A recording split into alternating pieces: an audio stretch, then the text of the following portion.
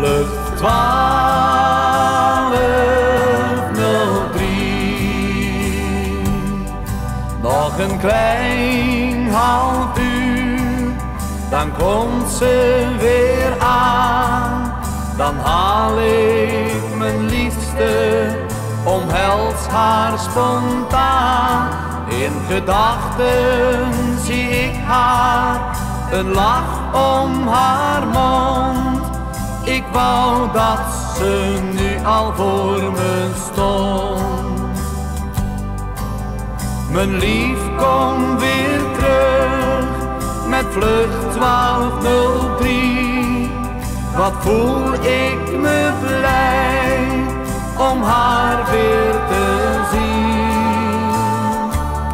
Terwijl ik zachtjes zing, ga ik de aankomst hal in en wacht tot het vliegtuig is geland.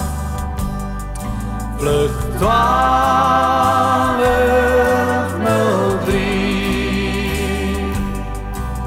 Ik keek op de klok, toestel was over tijd. Ik vroeg aan de balie, waarom zijn ze zo laat? Men zei, ach, misschien zijn ze later gestart, want ze hebben daar een noodweer gehad. Ik ging toen naar buiten en liep naar het hek. Zag het licht van het vliegveld boren door de donkere nacht. Op zoek naar mijn liefste, waarvan ik zoveel hou. Waarom is 1203 toch zo laat? Vlucht 1203.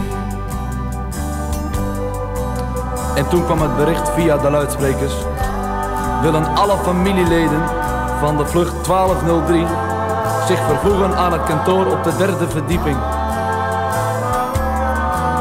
Plotseling sloeg mij de schrik om het hart toen men het vertelde, beklemd en verward. Nooit zal ik haar meer zien, in de hemel misschien. Nooit zal ik haar mijn liefste meer zien. Dan heerst er paniek, ik voel me zo ziek. Ik ben machteloos, ik heb zo'n verdriet. Nu is ze op reis naar het paradijs, mijn liefste van vlucht 1203. Vlucht 1203.